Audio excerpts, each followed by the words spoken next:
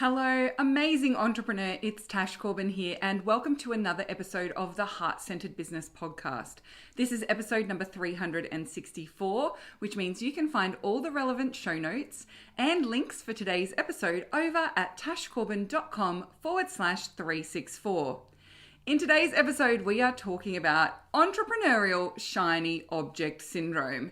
You know that feeling like there's always something new that you need to learn about. There's always something new that you need to buy. There's always something else that is just around the corner between you and your income goals or your business growth goals. We're going to talk about it today and how to make sure that you're making your investment decisions from the right place and be able to discern, is it shiny object syndrome or not? Let's dive in. I'm Tash Corbin, and this is the Heart-Centered Business Podcast. So we do often see, we have a big joke about shiny object syndrome and we should make memes about it. And it is funny sometimes to just laugh at ourselves because we're excited about new projects before we've finished the last, or we haven't even completed the 6 courses we signed up for, but we're already looking for another one to do to help us achieve another goal. And so shiny object syndrome is literally that sense that there's always something new and shiny to play with or to purchase or to invest in or to do. And that can cost us. So even though it is funny and we can all joke about it and we all experience shiny object syndrome, there are things that it can cost us. Number one, it can cost us momentum because we haven't seen something through. We're switching from idea to idea. Similarly with if you're doing a course, whether it's something you're consuming or whether it's something you're creating, something you're promoting, if you're jumping from thing to thing to thing, that can cost us momentum. And so we want to make sure that we're minimizing that lost momentum, that lost time. I talk about this quite a lot when it comes to niching because a lot of people feel like, well, I have 3 little sub niches and so I'll talk to one for a month and then another for a month and then another for a month. But actually, whilst you are switching from niche to niche to niche, often what you're seeing is your momentum, your progress, your that return on investment isn't quite there yet, and then you stop just as you may be seeing you hit that tipping point. So shiny object syndrome can cost us momentum.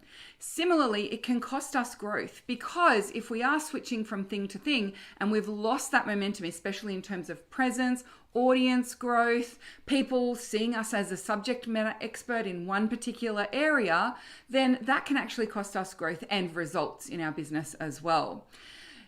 Shiny object syndrome can cost us time. The lost time that comes from thinking, no, there must be another answer. No, there must be another answer. No, there must be another thing can mean that we spend more time looking for answers than we do just implementing and moving forward. And it means that especially in consumption mode, if we look at shiny object syndrome as jumping from course to course or mentor to mentor, that can also cost us because we always feel like we're a beginner. We always feel like there's something new to learn, and it can be quite overwhelming to always feel like you're in beginner mode for everything that you're doing in your business. Now, I love taking a learning mindset and a beginner's mindset to this idea of business, but for each individual thing that I'm learning, I want to make sure I get to the intermediate and advanced levels. So for example, if you're buying a course on how to run 5-day challenges and you run one fairly poorly because it was your first time around, and then you think, maybe not challenges, I'm going to learn how to run webinars. You buy a course on how to run webinars. You run maybe 1, maybe 2 webinars. Yeah, it's not really my thing. I'm going to do a 30-day challenge. Okay, well, I'm going to have to learn how to do that. I'm going to do low ticket courses. The reason it didn't work was because I didn't charge enough for it, right? So you end up jumping from thing to thing to thing, but you're consistently a beginner in all of those things. And actually, if you had just stuck with the first thing, 5-day challenges, and learned how to refine and scale that thing and get to the intermediate and advanced levels of running 5-day challenges, you would have seen far more results than if you just kept jumping from thing to thing.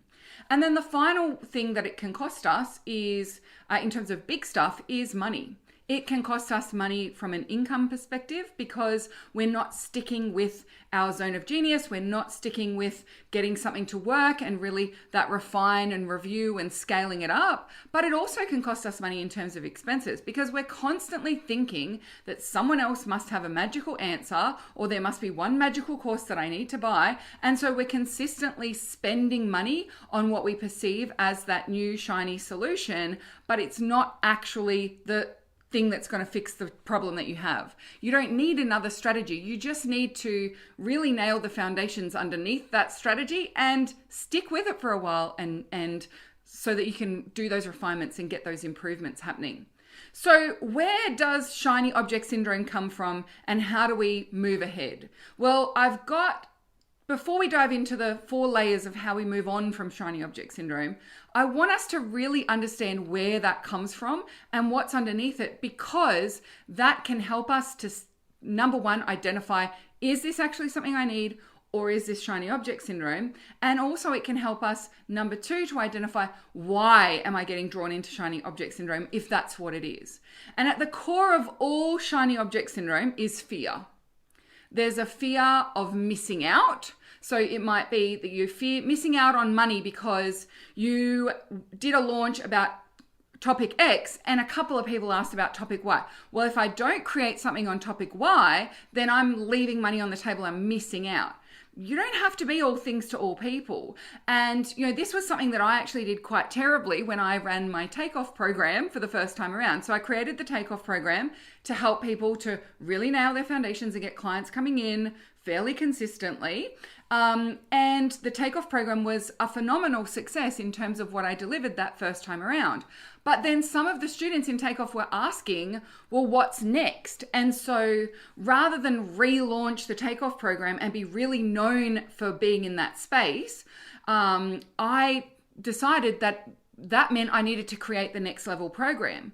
And so I went in and created the next level program, but I had created all this momentum with the first launch of the takeoff program, and I didn't actually rinse and repeat that launch. I didn't scale that launch up. And so the number of sales I made for my second program was less than half of my first launch of the takeoff program.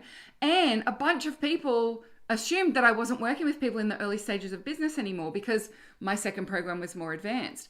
And so I wish that I could go back and tell that Tash to say, hey, if anyone's asking for what's next and how they can work with you from here, work with them as VIPs, relaunch the takeoff program, relaunch it over and over and over. But what it was this fear of missing out on being those people's mentors from here, and fear of missing out because I didn't have another self-study program or another group mentoring program. So I was worried I was going to miss out on those sales. When in fact, if I had just focused on relaunching the takeoff program, I would have made far more money. I would have been able to create that snowball of momentum with the focal point and that niche that I was focused on for the takeoff program. And I wouldn't have wound up 9 to 10 months later thinking, I might relaunch that takeoff program again, but having lost all of my momentum with the right niche for that program.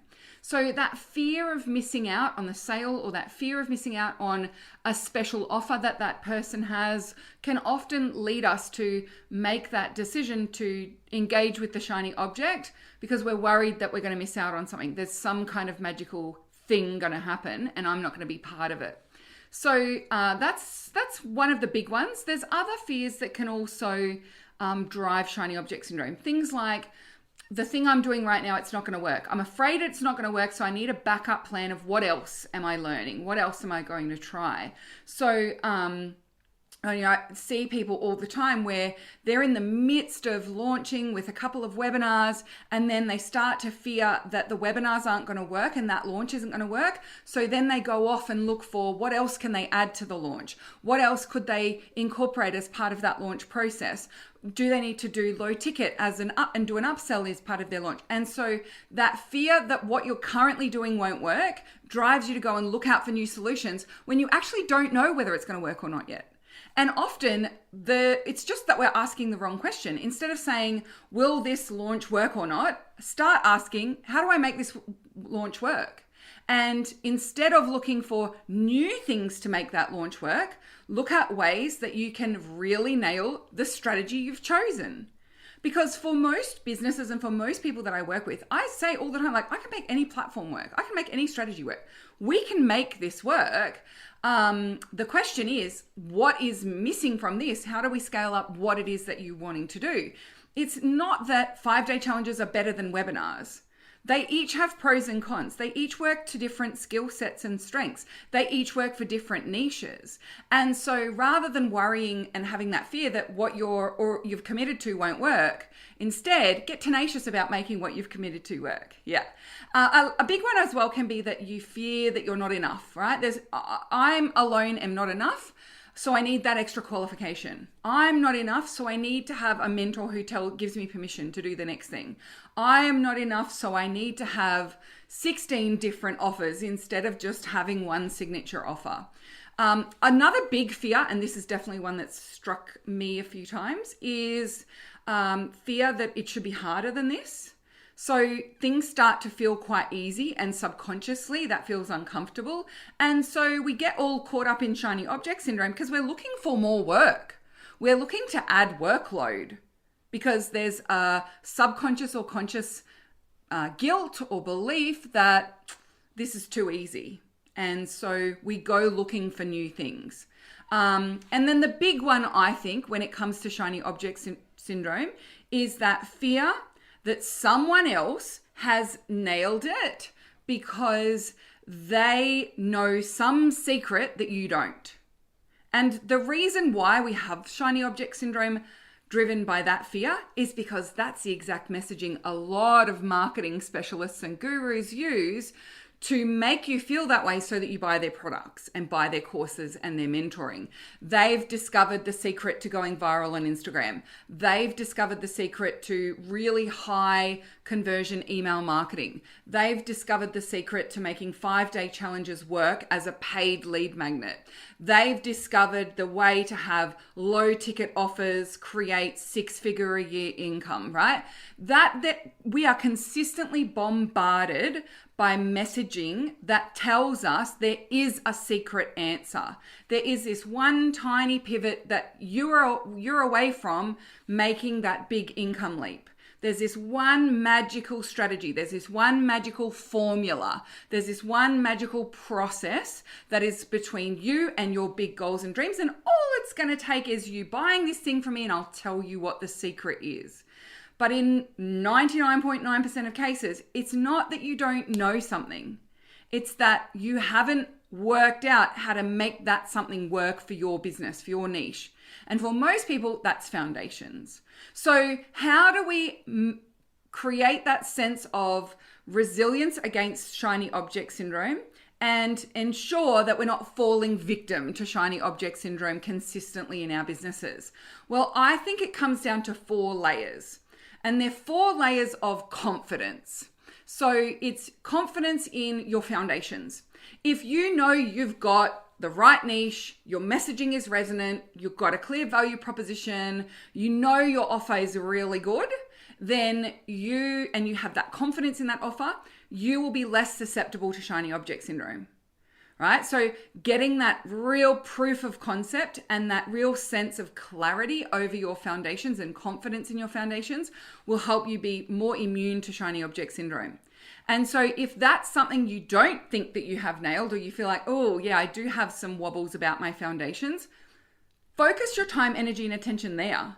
And you don't get that security of foundations by hiring yet another strategist to teach you how to do webinars, or hiring a copywriter to write all your messaging for you, all of your sales pages and emails for you. Number one, there's no person who would be able to do all of the writing that needs to be done in your business for you. There is a ton of writing and copy that needs to be created. Number two, great copywriters ask you questions about your foundations. And so if you still can't answer those questions, the copy they're going to be able to produce for you is going to be less than ideal. And so the way that we prove our foundations and create confidence in our foundations is through that high connection making sales. So the fastest way to prove your niche is to go out there and share content and offers with your niche and have them engage.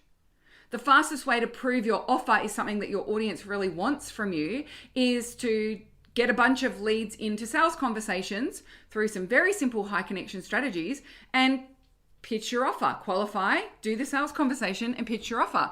If you have 10 sales conversations and you don't make a single sale, you've got an issue. So no shiny object is going to fix that. No challenge strategy, no special reach strategy, no buying 10,000 followers on Instagram is going to solve the fact that you don't have an offer people want to buy and you don't know how to express the value proposition of that offer in a way that has people excited to invest.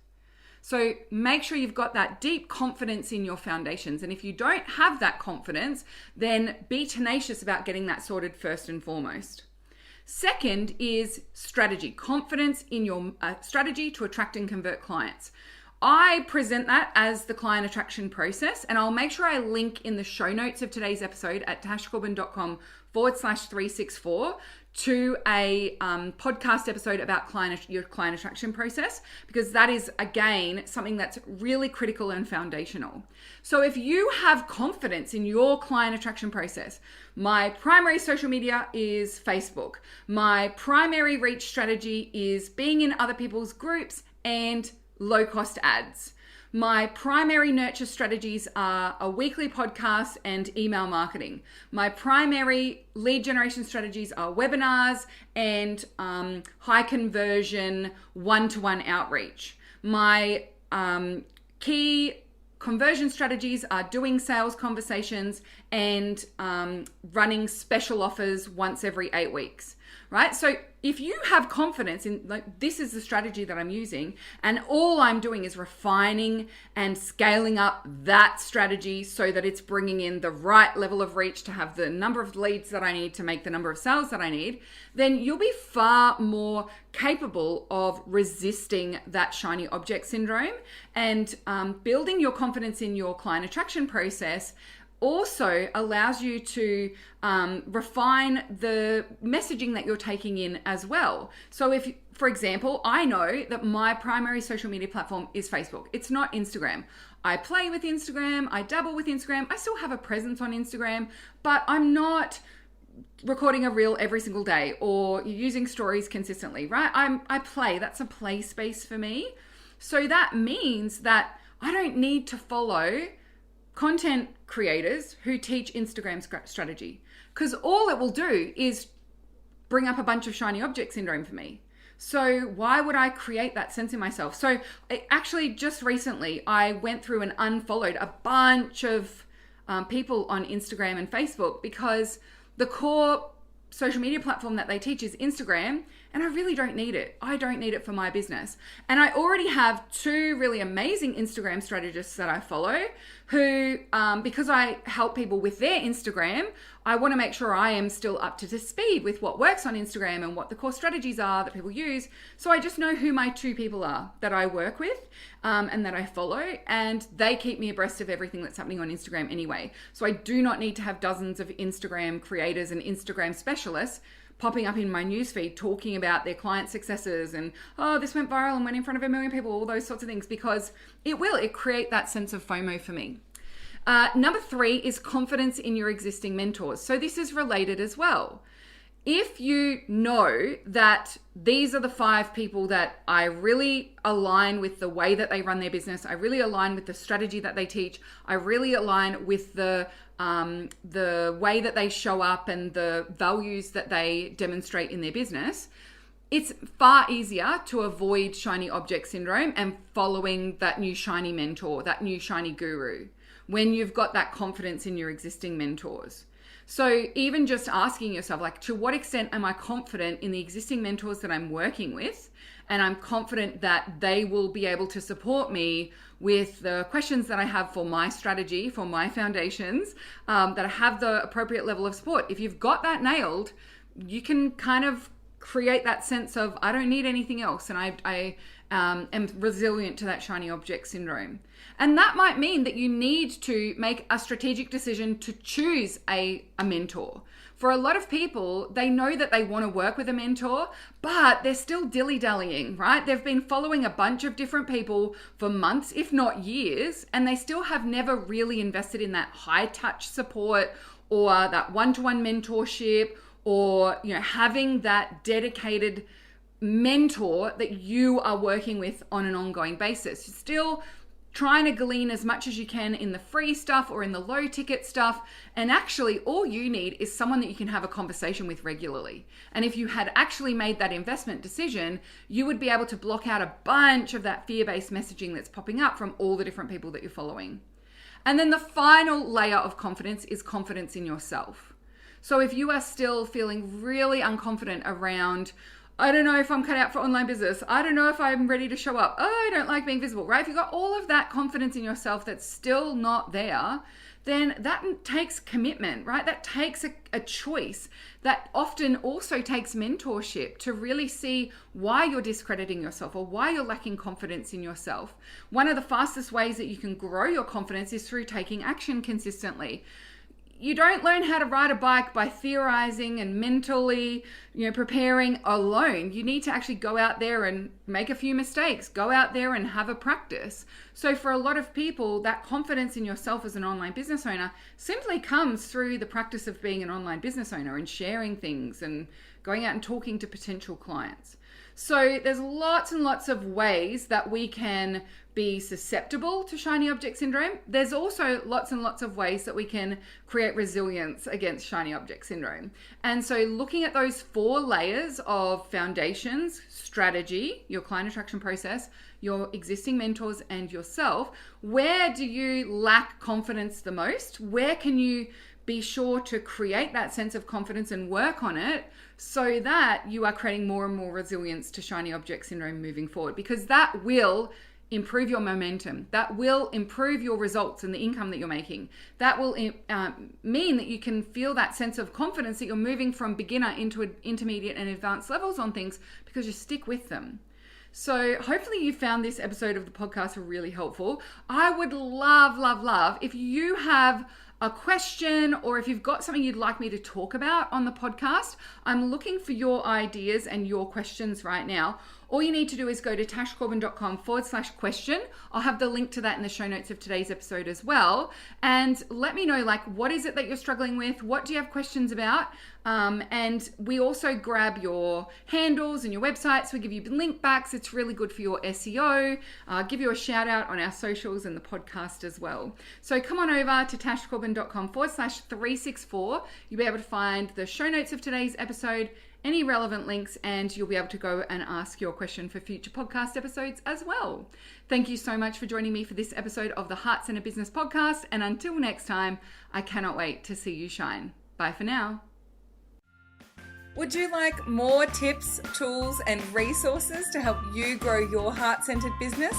Head to tashcorbin.com today.